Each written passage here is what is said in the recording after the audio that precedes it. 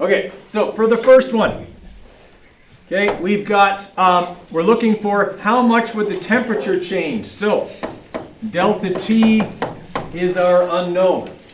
Okay, we know we have 800 grams of copper, so they have given us the mass. Okay, they have also given us the specific heat capacity of copper, which is 0.390 joules per gram degree Celsius. Okay, is that a pretty low specific heat capacity? Yes. Yes, it's very low.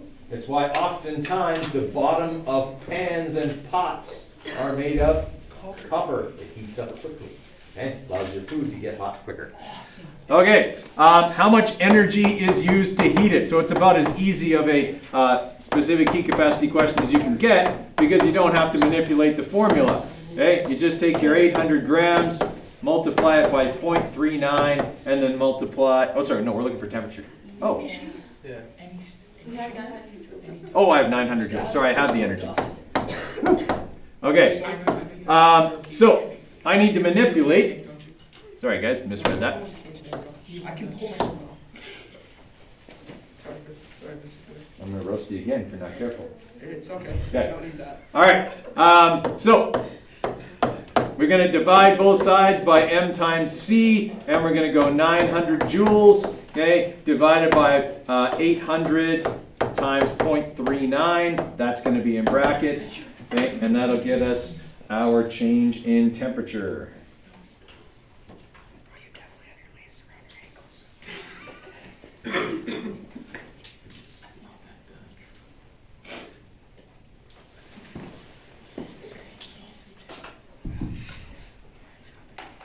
Okay, so we have 900 divided by 800 times 0.39. All right, so that copper is going to increase in temperature by 2.88 degrees Celsius. Okay, questions on the first one? No. No? Okay, second one. What mass of iron, and they give us the specific heat capacity of iron. Okay, I'm going to make you take this course from outside if you don't be quiet. It's cold. And it is cold outside. It's cold. Of course, that's okay for It's you. cold. No, it's not. That's the- the it's flavor the why brain I here, don't I'll like the kick cold, it. because the car's cold. But it keeps you from melting. Because there's no like I build it. Yeah, I get it. Yeah, That's okay. enough. Brady was bored. No, what's enough is you talking. Be quiet. Okay. Batting practice. All right. So we've got the specific heat capacity. Okay, and it'll be needed if it starts at 4. How much will, or sorry, what mass will be needed if it starts at 4 degrees and is heated to 56 degrees? So our temperature change is 52 degrees Celsius. Okay, and it is using 1,200 joules of energy. Okay, so we're looking for mass. Not a difficult manipulation, because really none of the manipulations of this formula are difficult. We just divide over to the other side the things we do have. Okay, so we are looking at 1,200 joules divided by 0.460, okay, times 52 degrees. That's got to be in brackets. Okay, 0.46 times 52. Whoops, not 5.52. Okay, so we are looking at 50 grams there, guys. Because we only have 2 significant digits. Wouldn't it be 4 degrees Celsius? Oh, yes, it would. Starts at 4 degrees Celsius. Actually, no, because to get that temperature change, we're doing an addition-subtraction operation. 56 minus 4. So we actually keep this, when you're adding and subtracting, you go by decimal places. So when I have this, I end up with 52, right? That is equally accurate to 4. And then I use that 52 in another calculation. So, yeah, weird but true. Okay, any other questions on those? Okay, how are we feeling about the specific heat capacity questions? Good. Pretty straightforward. Now, we do have to use this formula in the latent heat stuff that we're going to go over today, but you never have to manipulate it. All you ever calculate in a latent heat problem is the amount of energy needed for a certain step. So you'll always ever just use MC delta T in a latent heat problem. Okay, if we're feeling good about that, then we are going to move on to latent heat right away here.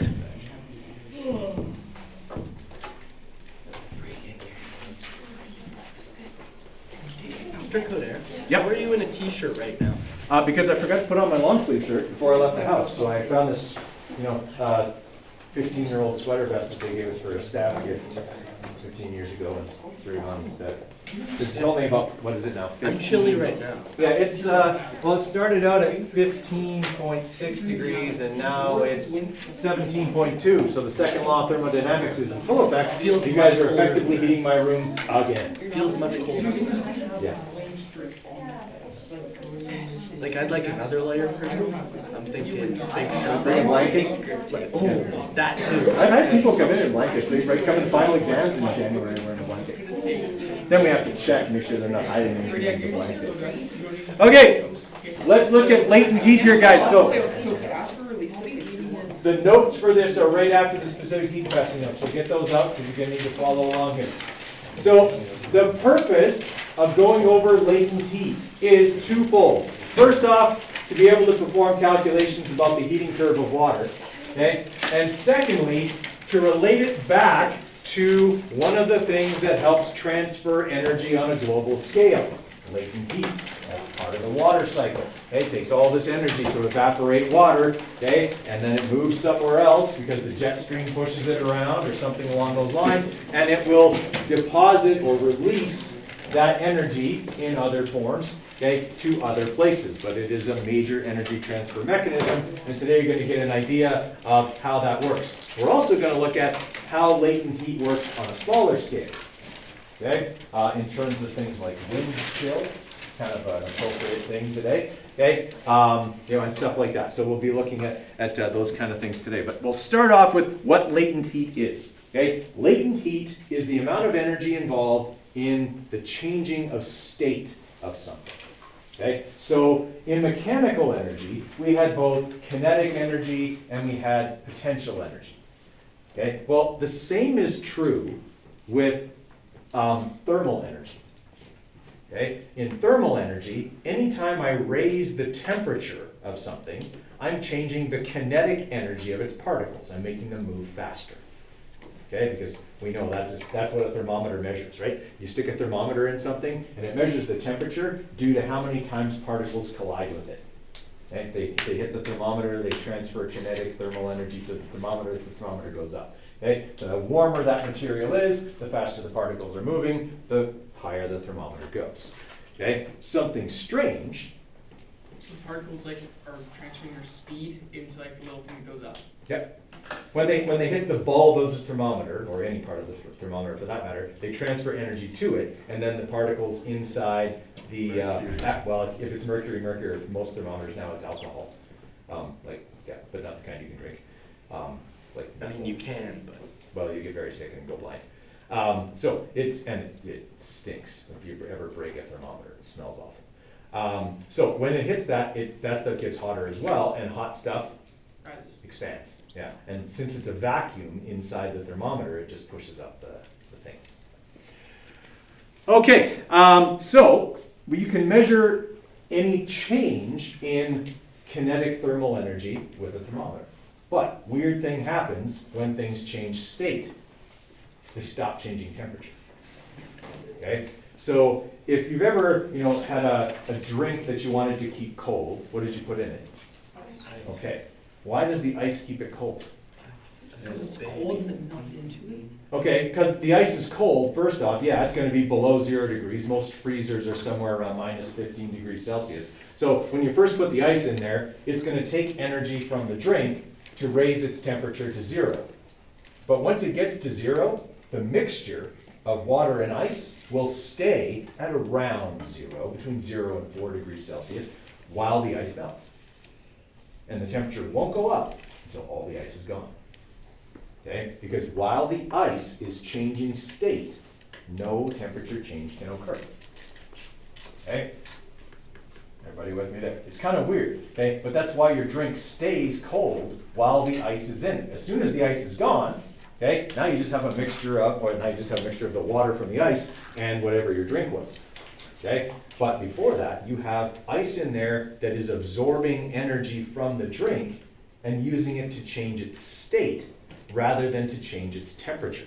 It actually doesn't take very much energy to raise the temperature of ice compared to how much energy it takes to melt it. That's why if you've ever made a snowball with your bare hands, okay, your hands get so cold. You could have your hands out in the air at -10 for quite a while before they were like, oh man, my hands are cold. You stick your hands into snow to make a snowball, and that snow starts melting, and your hands are freezing cold, even if it's above 0. Okay? Because it takes way more energy to melt ice than it does to warm it up. Okay? Everyone kind of follow me there? So when I say that, okay, I'm saying that I'm looking at this heating curve of water. Basically, all substances have a heating curve. Okay? And if I start out with ice at -25 degrees Celsius and I start adding energy to it, it doesn't melt right away. Okay? Ice doesn't melt until it gets to what temperature? 0. 0. So the first thing that has to happen is I have to warm the ice to 0. That doesn't take very long. We all know you put snow in your hand and it starts to melt almost right away. Okay? It doesn't take much energy to raise the temperature of the ice. But once you get the ice to 0, okay, it'll stop changing temperature until it's all melted. Okay? And then it'll start to warm up again, because now it's in a different state. So what that means is the speed of the particles isn't changing during a phase change or during a change of state. What are the particles doing instead of speeding up during a change in state? Spreading it. Exactly. You're changing now the potential energy of the particles. Okay? In mechanical energy, you could change potential and kinetic energy at the same time. In thermal energy, you can't. You're changing one or the other. Okay? You can change kinetic energy until you get to the point where that material has to change state. Then the temperature will stop changing while the particles move apart or go back together if you're cooling it. Okay? And then they'll start to move again, or move faster. Okay? Is that sort of making sense? So you can make them move faster, then they gotta move farther apart, then they'll move faster for a while, and then they move farther apart again. Now, if we're looking at this and okay, we look at how long or how much energy is being used. So the x-axis here is energy being put in. What part of heating up water requires the most energy? Reaching boiling point. Well, reaching the boiling point is this part, Reaching right? the part where it goes to vapor. Yeah, this part here, going from liquid to vapor, what do we call that? Oh, I didn't see that. It's called evaporation. So it was flat, so it's kind of tricky, right? We're looking for something going up, right? It's our gut reaction. Okay, so during this part, that's where the most energy goes in. Is that also the part that we talk about in terms of factors affecting climate and transfer of energy? Yeah, getting it into a vapor. Okay? For every gram of water that evaporates into steam or into water vapor, that's going to require 2,260 joules of energy. Okay? Why do we sweat? What does sweat do? Cools us off. Evaporative cooling. Evaporative cooling. It cools you off. Okay? So if you're working out and you start sweating and that sweat starts to evaporate, where does it get the energy from? You. Okay? That's how it cools you off. For every gram of sweat that evaporates from your body, it'll take 2,260 joules from your body to do it. That's why you feel cold the instant you shut the shower off. Okay, if you've been taking a nice warm shower and you get out and you're like, where's the towel? Because you're already getting cold. So you've got all this water on your body and it's evaporating. Okay, if you just stood there and drip dried, you'd be shivering. Okay, because of all the heat you would lose to the evaporating water off of your skin. Okay, does that sort of make sense? Okay, that's why, like, if you've ever gone to Stampede, I would never go, but if you went, okay, I heard they have these misting stations that you can walk through. It's the same idea, right? You walk through this mist and you get a fine layer of moisture on your skin and it evaporates and you feel cooler. Okay? The same thing is true. If you just sit in the sun, okay, you're gonna get really, really hot. You're gonna sweat, okay? But if you get up and move around, will you feel cooler? Usually. Because you get the wind, you get some air moving past, you get some circulation, the water evaporates more quickly. It's why if you're sitting in a room and you're hot, you turn on a fan. Okay? Did you change the temperature in the room? No, it's still blowing the same temperature of air But now that air is moving past you and increasing the rate at which water evaporates off of your skin. Makes you feel cooler. Same is true for wind chill. Okay, wind chill is how cold it feels outside, right? Like right now, it's like minus 26 outside, but it feels like minus 40. Okay? 39. Or 30, okay. I rounded, but you're right. Minus 39, okay? Depending on how fast the wind is blowing. Now, the reason we have wind chill is because as the wind goes over your skin, if your skin is exposed, it's going to increase the rate of evaporation. So as that water evaporates from your skin, you feel cooler. In the same way you feel cooler on a hot day in front of a fan versus not having the fan. It's exactly the same effect. Okay? That's why you don't necessarily feel the wind chill factor unless you have exposed skin. Okay? That's why you feel it on your face or your ears or your fingers, okay, when you go outside today, and even worse tomorrow. Okay? It's going to be those days where the air hurts your face. Okay? I don't know if you guys have seen that meme, why do I live where the air hurts my face? Okay? Yeah. And that's going to be tomorrow and today. Okay? Simply because of this, latent heat. Okay? It takes energy to evaporate water, and if it's evaporating from your body, it's going to make you feel cooler. Okay? Now, does that mean that you can cool yourself better if you're a heavy, like if you don't just perspire, but you like drip sweat? Person who drip sweat cool themselves better? Actually, no.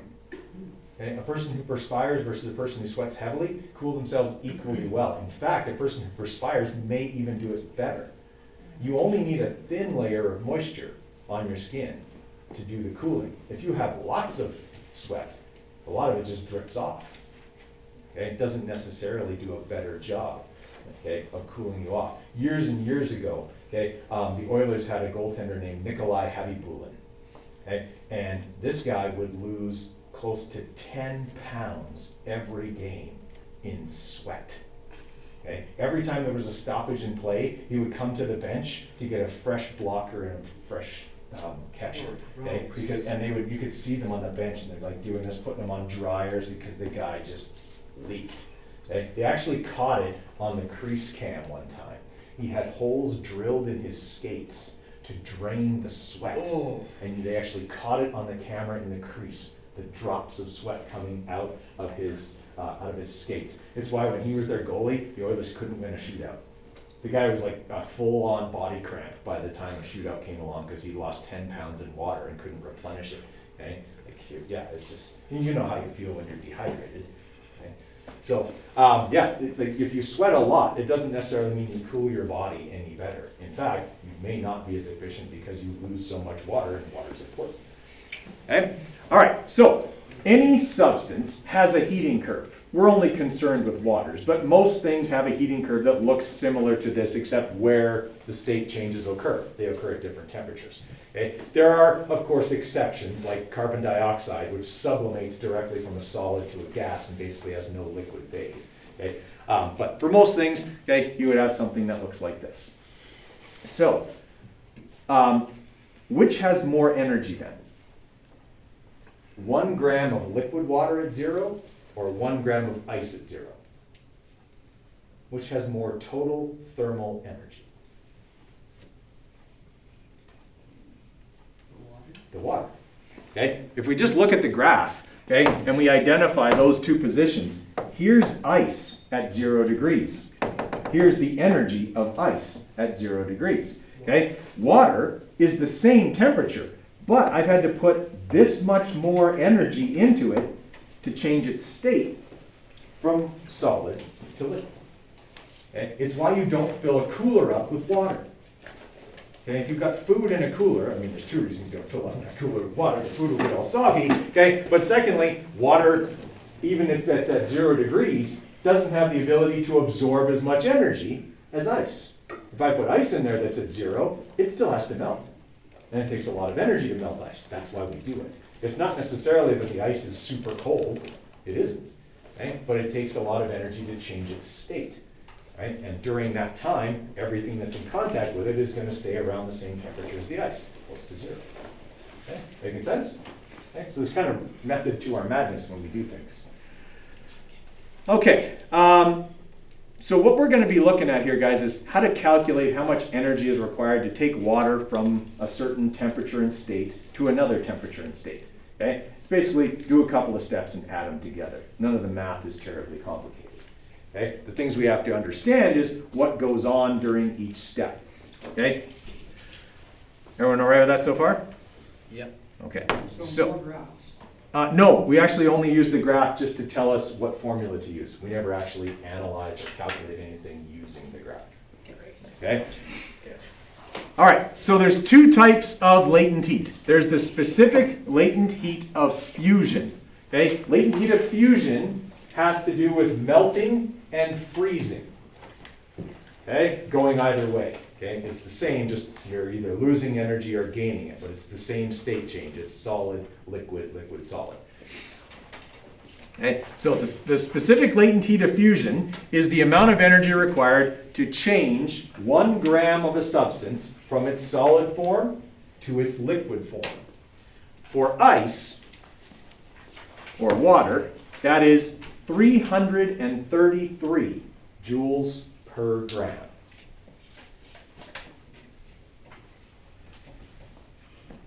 Okay, that number is on your data sheet. It's not a number you have to memorize. Okay? So, when you make a snowball with your bare hands, okay, you're probably going to melt between 2 and 3 grams of water in that process. Okay? Or melt, sorry, 2 to 3 grams of ice, turning it into water during that process. That means your hands could lose anywhere between 600 and close to 1,000 joules worth of energy while making that snowball. That's why you can't make very many snowballs in a row with bare hands. Okay? Yeah, you need the little, pinchy things. Okay? The dollar store snowball makers. Okay? That works way better because you don't even have to touch it. Right? Or you could just use your gloves and then they get wet and then you have the same problem. But the hands work really well because it makes the snow like ice. Yeah, exactly. It does, yeah. Yeah, then it it has hurts better the person way structural more. integrity. Yeah, when you Then make it it with your hurts bare the hands. But it's not as perfect as like the one that we This But is if you true. combine it and get like to the circle shape with that, And then do a little bit of make that. it ice with yeah. I feel like you've been pelted a number of times by the people making snowballs faster though if you do that. Unless No, you but have a I lot of put time. gravel. Yeah, but or you have like a And you're why you can't have snowball Well, you fights. obviously Oh yeah, have like a for instance, snowberry. you dunk the snowballs in a hot tub and then you pull them out so they freeze. Oh, yeah. Yeah, that. That's good. Like grab your. Yeah, you guys have done way too Dunk them much in of the hot this. tub, pull it out, they I freeze. used to put little rocks. Okay, so- I just lose. You're other big- 333 grams or joules per gram. So if you put in a kilogram of ice into a cooler, do you have a lot of ability to keep something cold? Yeah, okay. If I put 1,000 grams worth of ice, okay, into a cooler, I can absorb a lot of heat energy from either the environment or my food, okay, before that ice is all gone. Okay, and of course that's the idea. Okay, when we put that much ice in there, okay, we are hoping to keep stuff cold and absorb a lot of energy for a long period of time. Okay, so the formula we use to calculate how much energy can be used or needed, okay, in a state change is this. E equals mass times the latent heat of fusion. You're never going to have to manipulate that formula, okay? You're just going to have to plug numbers into it. So all you ever do is take the mass in grams and multiply, for us, by 333 joules per gram. Okay, and that'll tell us how many mass times the latent heat of fusion. Okay, that'll tell us how many joules of energy are required to change the state of either freeze the water into ice or melt the ice into water. Okay, now we've only talked about melting the ice, okay, but it's the opposite going the other way. If I've got liquid water at 0 degrees Celsius and it's continuing to lose energy to its environment, it's eventually going to what? It's going to turn into ice. Which means that for every gram of water that's going to freeze into ice, 333 joules of energy have to be lost to the environment. That's why, like in the fall sometimes, if we get a really cold day, you might see steam coming off of the lake or a slough or something like that in body of water, standing body of water, sometimes even running water. Okay? If the temperature of the air is significantly colder, you'll see steam coming off of the water because that water is losing energy. okay, rapidly. It's not that the water is evaporating, it's that it's just losing energy to the environment, okay, and it'll eventually just freeze right over. Okay? Now, fortunately for us, ice is less dense than water, so things freeze from the top down rather than the bottom up. Okay, everybody following on that process there, that formula? Okay.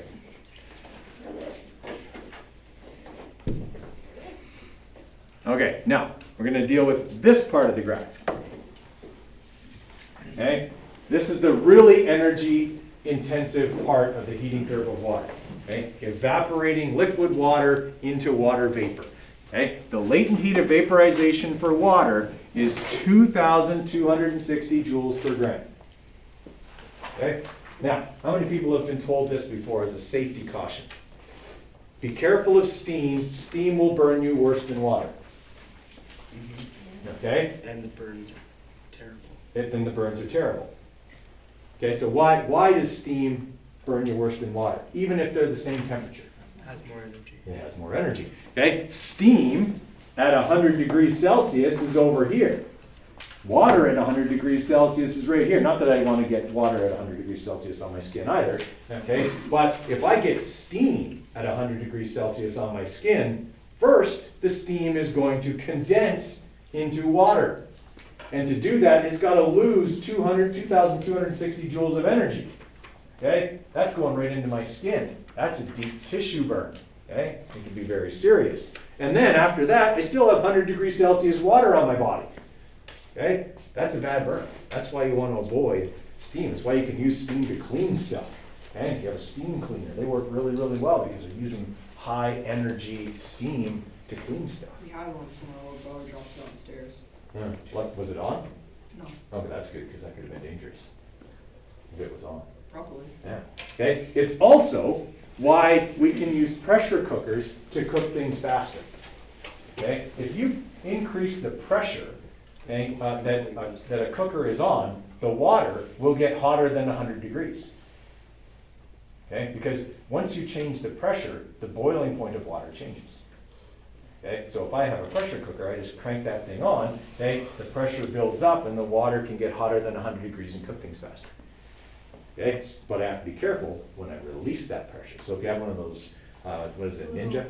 You push the thingy. Yeah, you push the thingy and it just builds up and then you have to let it out. Stay away from that steam, it's dangerous. Another really good burn is Unless you fryer want- oil. Fire oil. Fryer. Fryer oil, yes. Yeah, it can get really hot too. Like that's why we use it to cook things, right? So we can get it way hotter than we can liquid water. Well, if Yeah. you're like a blacksmith and like you grab one that's like really hot metal, that'll Yeah. probably burn you pretty bad. Well, yeah, but that's because it's really, really hot, right? It's not that it's gonna change state. You can heat solid metals up way hotter before they melt, right? That's why you need a smelter. Is it possible to For metal. vaporize metals? Yeah, I don't know. Feel pretty nice. hydrogen's vaporized all the time, it's a melt. But it's also not. Those Yeah. are your words, you said it. That's true. But yeah, you can vaporize sodium, you can, like, if you get anything hot enough, any metal hot enough, it can vaporize. In the same way that if you can make anything cold enough, it'll be a solid. Right? You get down to absolute zero, everything's a solid. Okay, so the formula we use here, very similar to the last one, E equals now MLV. So if I want to calculate the amount of energy needed to boil off a certain amount of water, that's the formula I would use. I would just plug in the mass. Okay? Or how much energy would be released when a certain mass of steam condenses back into liquid water. Same formula. Okay? Everybody all right with that? So here's kind of where we're going with this. I'd like you to copy that one down, and then we're going to walk through how to do it. Awesome.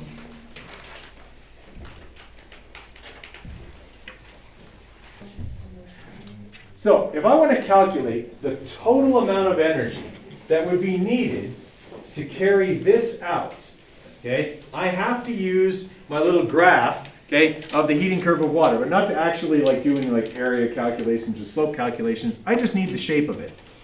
So what I always do at the start of one of these questions is I just roughly draw the shape of that graph, okay, of that heating curve of water that I had here on the last slide. Okay, so if I take all my writing away there. Okay, I just kind of draw that. I know what temperature ice melts at, I know what temperature water boils at, so I don't have to put all that other stuff on the graph. Okay, I just kind of draw a rough diagram of that. Okay, the purpose for having that is to be able to mark where my question starts, where it ends, and then determine how many and what steps I'm going to have to use in order to solve this question. Okay, so it says I'm starting with ice at minus 15 degrees. So I'm starting down here. And I'm going to steam at 150. So I'm doing the whole curve. Okay? How many different steps are involved in this question?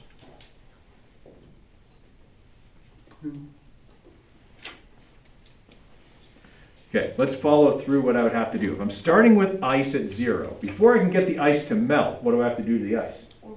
Warm it up to 0 degrees Celsius. So that's this part of the graph. That's step 1. Okay? Then I have to melt the ice. That would be this part of the graph. Yes? Okay? So that would be step 2. Now I have water at 0 degrees. I'm still trying to get the steam at 150. What do I have to do? Well, before I can boil it, I got to get the water to the boiling point. So I got to heat the water. Oops, sorry, that would be step 3. Okay, now I've got water at 100 degrees. What's it going to start to do? Evaporate. Boil. Okay, so that's going to be step 4. And then I've got to heat my steam that I've got now at 100 degrees to 150. That's 5 steps. Okay, it seems like a lot, but they're all fairly straightforward steps. Here's what you need to memorize. It's the only thing from this that you have to memorize. What to do at each step. Okay, so in this part of the graph, am I changing the temperature? Right? From going from minus 15 to 0, I'm changing the temperature, right? I'm changing the kinetic thermal energy of the ice. Do I have a formula that calculates energy if I know the mass, and I know the substance, and I know the change in temperature? E equals mc delta T. Anywhere where this graph is diagonal, the temperature is changing. And I use E equals mc delta T to calculate the energy used in that part of the graph. How do you know where it's changing from on step 3? How do you know how it's changing? Because it started here at 0 Oh, and went to 100. That's why I said I have to just know that the flat parts are at 0 and 100. I just- Okay, okay? So, in step 1, okay, I am going to use E equals mc delta T. Okay. In step 2, can I use E equals mc delta T? Yes. No. I can't, because what's the temperature change in step 2? 0, right. I'm changing now the thermal potential energy of water. Do I have a formula that will tell me the latent heat involved in changing that ice into water? E equals ml F. Right. Okay, so.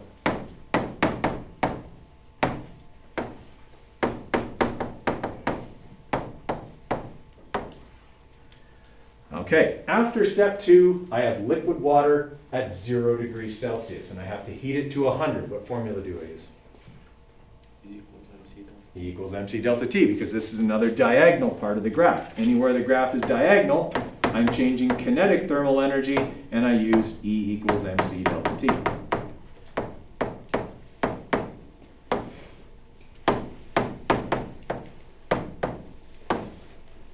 Okay.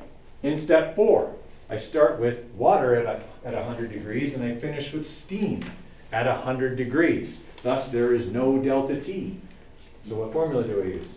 E equals MLV. Oh, I got it right. Good job, Brady.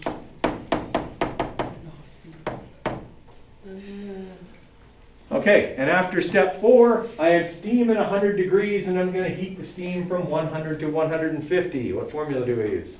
E equals MC delta. MC delta T. I've got a temperature change again.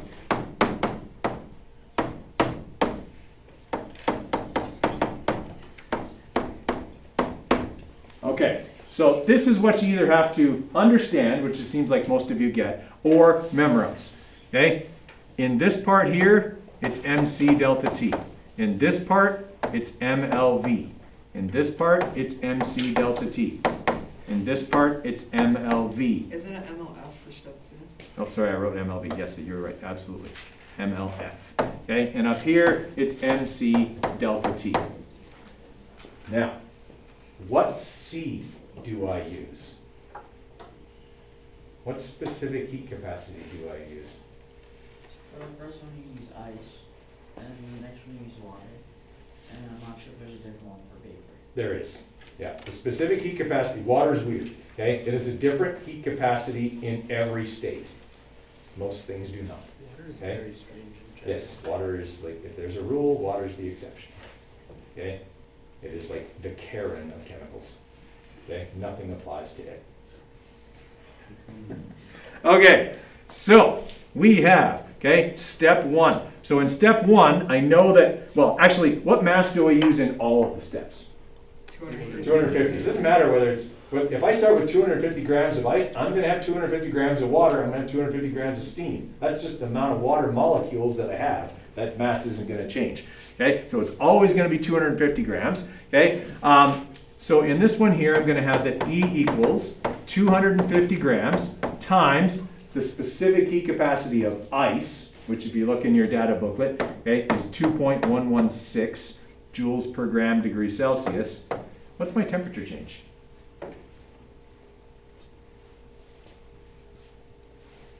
This one tricks people. 15 degrees. Okay, what a lot of people do is they go, it's 165. No. I am not changing the temperature of the ice by 165 degrees. Okay, it would have to be at minus 165 at the start for me to do that. Ice doesn't exist past 0. Okay, that's the thing you have to watch for. In step 1, my temperature change is from minus 15 to 0. Okay? All right, so the energy in step 1. All right, so 250 times 2.116 times 15 degrees. Okay, 7,935 joules.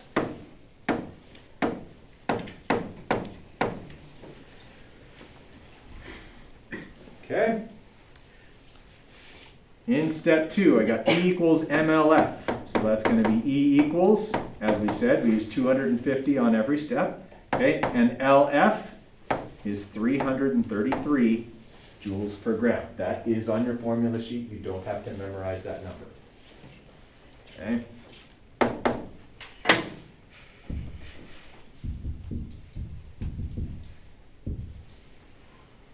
Okay. Does it take way more energy to change the state of something than to change its temperature? Yeah. Yeah. Okay. This is the same mass, right? I started out with 250 grams of ice. Okay. It only took me 7,935 joules to heat it to 0. But now to melt all that ice takes 83,250 joules.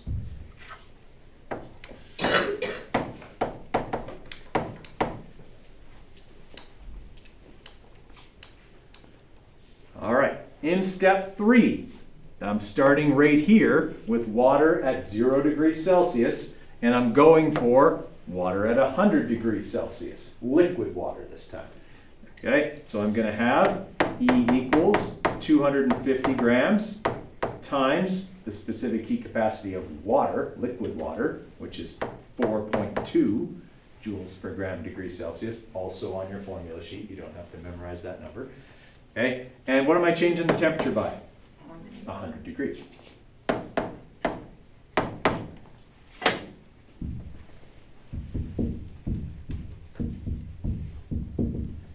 Whoop, not minus, times. All right, 105,000 joules.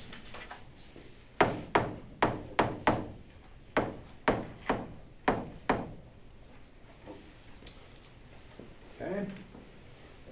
Now I've got boiling water at 100 degrees Celsius. Okay, now what do I have to do? Change it to steam, right? I have to evaporate it. Okay, the formula I use for that is E equals MLV. So I put in my 250 grams and I multiply it by LV, 2,260 joules per gram. Again, that number's on your formula sheet. Is this going to be a big number? Most likely. 565,000 joules. Guys, this is 1 cup of water. Okay, so if you poured a cup of water into a pan, heated it to 100 and boiled it off till it was all gone, don't do that because it'll leave a bunch of crap on the bottom of the pan that'll burn into it. Okay, but if you were to boil it all off, it would require over 500,000 joules of energy Just to boil. just to boil it off. That doesn't include getting it to boil it. The numbers are getting bigger every single time. Yes, because a state change from liquid to gas requires a huge, I really don't respect it. well, you should. This is part of why climate is the way it is. No, they made fun of me. Oh. All right, so 565,000 joules. Are we starting to see why a cloud containing millions of liters of water represents an incredible storehouse of energy? Yes. Yes. Okay. And then in step 5, I need to take that water vapor at 100 degrees and heat it by another 50 degrees. Okay, so still 250 grams, but now I've got to multiply it by the heat capacity of steam, which is 2.02 joules per gram degree Celsius. And I got to multiply that by 50 degrees Celsius.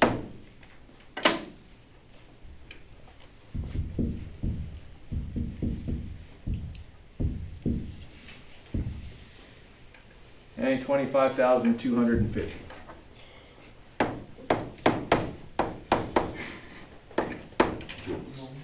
it just like went down. Well, yeah, because the specific heat capacity of steam is quite low.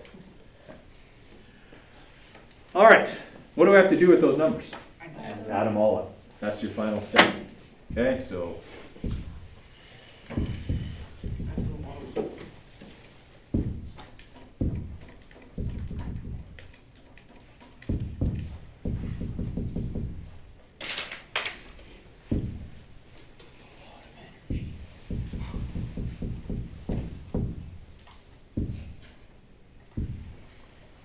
okay, so we are looking at 786,435 joules.